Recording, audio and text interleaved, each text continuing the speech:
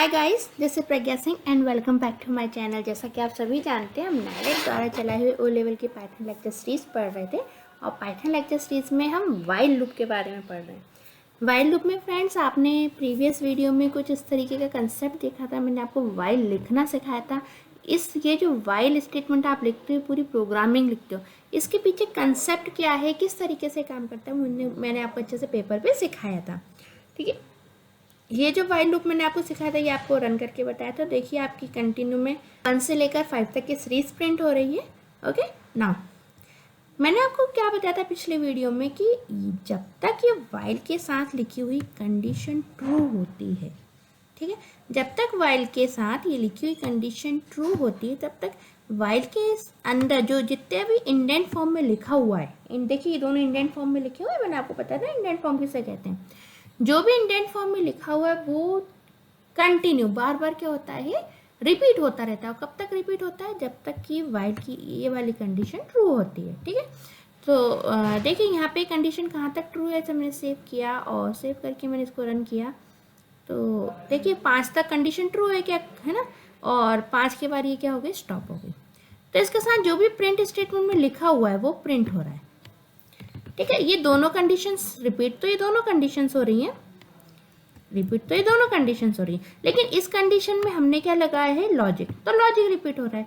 और इस कंडीशन में हमने क्या लिखा है, प्रिंट स्टेटमेंट, तो आपको ये आउटपुट स्क्रीन पे इजीली प्रिंट करके दे रहा है। सपोज मैं चाहती हूँ कि हर नंबर के बाद लूपिंग भी प्रिंट हो गया है, तो क्या करना होगा, कुछ नहीं, सिंपल है, प्रिंट लिखिए। ठीक है, और प्रिंट के बाद ब्रैकेट्स के अंदर लिख दीजिए यहाँ पे लूपिंग, या this is a loop X Y Z, या दिस इज ए लूप, जो भी आप चाहते हैं वो चीज़ आप यहाँ पे लिख सकते हैं। ठीक है, तो अब मैं इसको सेव कर देती हूँ और सेव करके रन करा के देख लेती हूँ।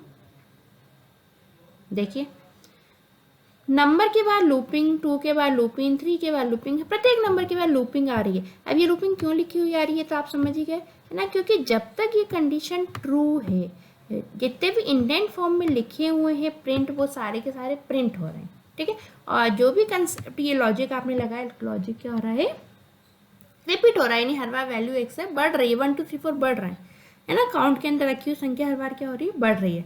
तो 1 2 3 4 5 के रूप में यहाँ पे प्रिंट काउंट के रूप में, क्योंकि आपने यहाँ पे प्रिंट काउंट लिखा है तो प्रिंट हो रही है। और उसके बाद आपने बोला कि लूपिंग भी प्रिंट हो जाए, तो 1 के बाद लूपिंग, 2 के बाद लूपिंग, 3 के बाद लूपिंग, इस तरीके से देखिए ये क्या हो रहा है, प्रिंट हो रहा है। ठीक है, तो ये आपको समझ में आ गया होगा कि लूपिंग बार बार क्यों रिपीट हो रही है। ठीक है, अब सपोज मान लीजिए मुझे लूपिंग प्रिंट नहीं करानी,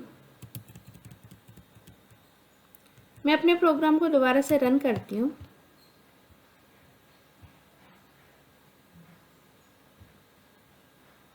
मैं अपने प्रोग्राम को दोबारा से रन करती हूँ। अब मैं चाहती हूँ क्या, कि जो 5 है इसके बाद लिखा हुआ आ जाए एंड ऑफ वाइल लूप, ये लिखा हुआ आ जाए इस 5 के बाद, मतलब जहाँ भी मेरी सीरीज एंड होती है उसके बाद ही लिखा हुआ आ जाए। अब ये कैसे लिखा हुआ आएगा,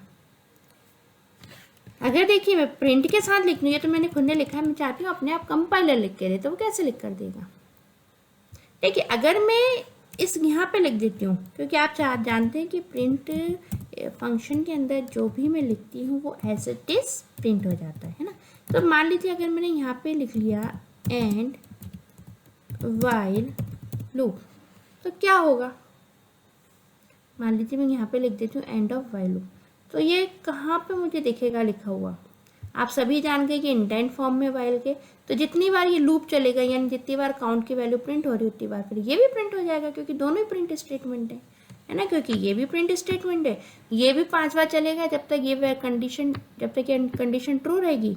ठीक है, ये भी रिपीट होगा, ये लॉजिक है तो आपको दिखता नहीं है, लेकिन ये लॉजिक है तो आपको प्रिंट आउटपुट स्क्रीन पे दिखेगा नहीं। ठीक है, और पर ये प्रिंट में लिखा है तो ये आपको आउटपुट स्क्रीन पे दिखेगा। तो देख लेते हैं, ये पूरे में रिपीट हो जाएगा। देखिए, प्रत्येक नंबर के साथ रिपीट हो गया, जबकि मैं क्या चाहती हूँ, मैं चाहती हूँ सिर्फ और सिर्फ 5 के बाद जब मेरा लूप वास्तव में एंड हो जाए तब ये लिखा हुआ है। तो क्या करें, देखिए जो भी चीज़ आप ऐसे चाहते हैं कि लूप कंप्लीट हो जाने के बाद वो पर्टिकुलर सिचुएशन हो, तो वो उस सिचुएशन को आपको इंडेंट फॉर्म के बाहर लिखना होगा। यानी अगर आपने इस तरीके से लिखा हुआ है वाइल के अंदर इस तरीके से स्पेस देके, तो ये क्या है, इंडेंट फॉर्म में, तो इसको हमें इंडेंट फॉर्म से हटाना होगा। कैसे हटाएंगे, इसको थोड़ा सा बैक स्पेस करके पीछे कर दीजिए, ठीक है। अगर आप स्पेस देके आगे बढ़ाते तो इंडेंट फॉर्म आ जाता है, और आप इसको बिल्कुल लेफ्ट मोस्ट से लिख देते हैं, बैक स्पेस दबा देते हैं, तो ये नॉन इंडेंट फॉर्म हो गया, ठीक है। तो नॉन इंडेंट फॉर्म सिर्फ और सिर्फ तब कॉल होता है जब हमारी लिखी हुई ये कंडीशन फॉल्स हो जाती है, यानी जब लूप काम करना बंद कर देगा तब ये लास्ट लाइन हमारी कॉल हो जाएगी। देख लेते हैं हो रही है या नहीं। सेव किया हमने प्रोग्राम, सेव करने के बाद रन कर रही हूँ मैं अपने प्रोग्राम को। देखिए एंड ऑफ व्हाइल लूप हमको यहाँ पे लिखा हुआ दिख रहा है। यहाँ पे देखिए अगर मैंने इस तरीके की कंडीशंस लिखी है तो आप सभी जानते हैं कि क्या प्रिंट होगा। मैं कंट्रोल एस की सहायता से सेव कर रही हूँ अपने प्रोग्राम को एक बार फिर से, और F5 की सहायता से रन करवा रही हूँ, ठीक है। किस तरीके से सेव किया जाता है, रन करवाया जाता है, सब आपको प्रीवियस वीडियोस में बिल्कुल बेसिक में सिखा चुकी हूँ। IDLE पे कैसे काम किया जाता है, ठीक है। तो यदि आपने प्रीवियस वीडियोस नहीं देखे तो प्लीज़ उन्हें ज़रूर देखिएगा, ठीक है। अब देखिए ये 1 से लेकर 10 तक की प्रिंट हो रही है, एंड व्हाइल लूप दिख रहा है, बिल्कुल सिंपल सी चीज़ है। अब ये देखते हैं हम, ये जो एंड व्हाइल लूप जो ये लिखा हुआ है, ठीक है, ये क्या क्यों दिख रहा है, क्योंकि इसको हमने कैसे लिखा है, अनइंडेंट फॉर्म में, ठीक है। अब इस चीज़ को आप एल्स के साथ भी लिख सकते हैं, जैसे आपने इफ एल्स पढ़े थे, इसी तरीके से वाइल के साथ भी आप एल्स का यूज़ कर सकते हो। कैसे करोगे, यहाँ पे देखिए, इसके लिए एक काम करते हैं। सबसे पहले ये जो स्टेटमेंट लिखा हुआ है, मैं इसको क्या कर लेती हूँ, यहाँ से मैं हटा नहीं रही हूँ, रफ नहीं कर रही हूँ, मैं इसको कंट्रोल X कर रही हूँ, ठीक है, ताकि मुझे दोबारा से लिखने में प्रॉब्लम ना। हम सीखना चाह रहे हैं इसमें कि हम वाइल के साथ एल्स का यूज़ कैसे कर सकते हैं। देखिए इसमें क्या किया जाता है, जब वाइल का जो भी इंडेंट फॉर्म, यानी वाइल लूप के साथ जो भी आप चाहते हो कि जो जब तक हमारा लूप चले पर्टिकुलर चीज़ प्रिंट हो या पर्टिकुलर लॉजिक लगे, वो सारी चीज़ें आपको किस में लिखनी है, इंडेंट फॉर्म में, ठीक है। अब इसके बाद सपोज आप कुछ नहीं चाहते तो आप क्या करें, आप सपोज सिर्फ अपने लूप में ये इतनी बस गिनती चाहते हैं ना, तो आप क्या करो, देखो मैंने एंटर किया, एंटर करने के बाद मुझे बैक स्पेस से पीछे जाना होगा, ठीक है। और अब मुझे यहाँ पे लिखना होगा एल्स, क्योंकि हम सीख रहे हैं कि कैसे हम एल्स का यूज़ कर सकते हैं। एल्स लिखने के बाद डबल कॉलन लगाइए, एंटर करिए, तो देखिए इंडेंट फॉर्म में आ रहा है आपका कर्सर, ठीक है।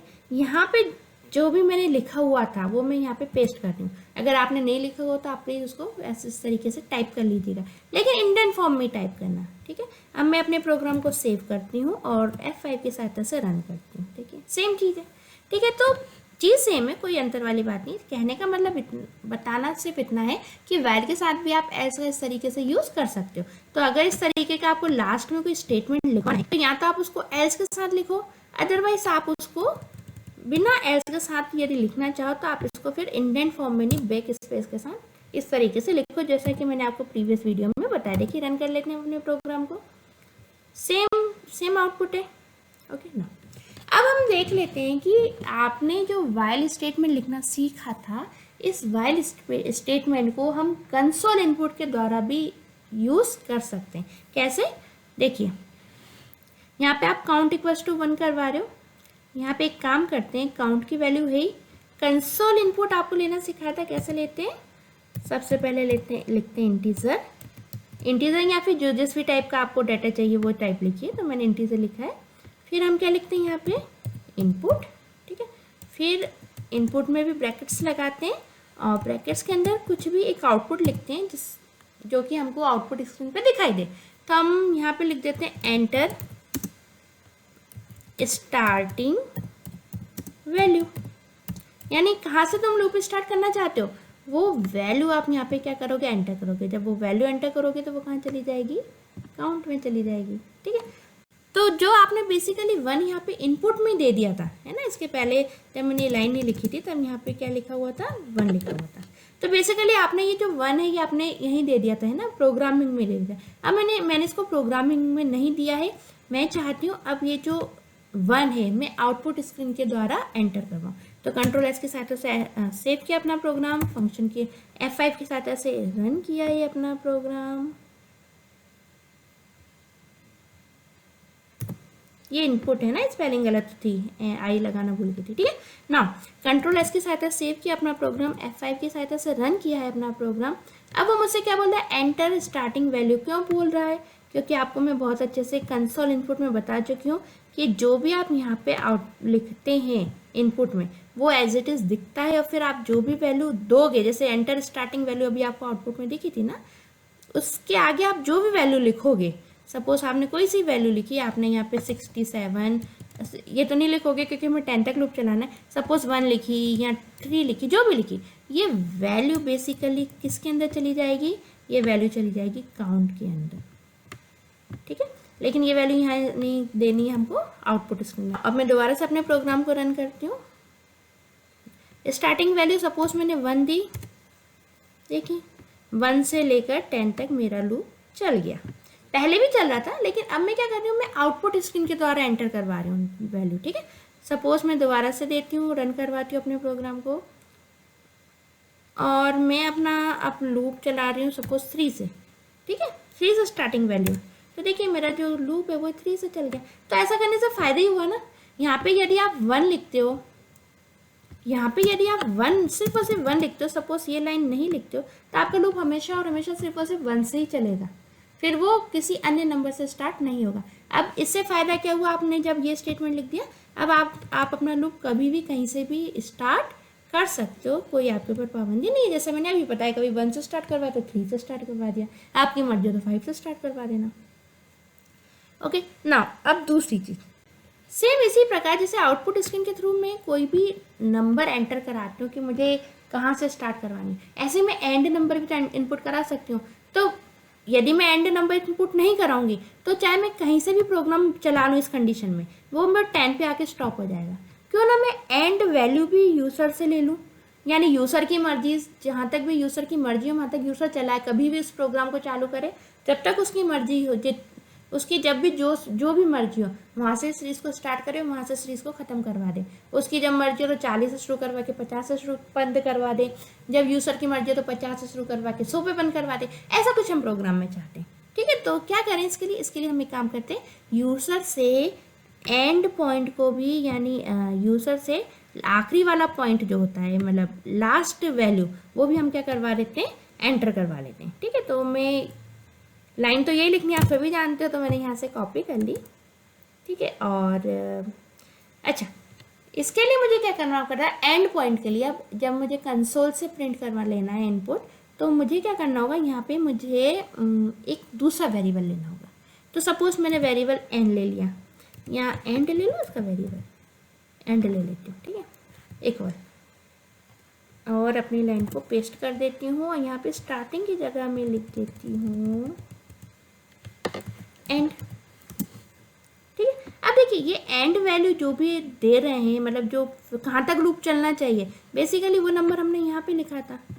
लेकिन आउटपुट स्क्रीन के द्वारा जब ये लाइन दिखेगी, इंटीजर मतलब ये जो लिखा हुआ देखेगा एंटर एंड वैल्यू, और यहाँ पे आप कोई सी वैल्यू देखो, सपोज आपको 50 तक चलाना तो 50 दी, तो 50 कहाँ स्टोर होगी, ये जो एंड नाम का मेमोरी लोकेशन मैंने बनाया इसके अंदर, है ना।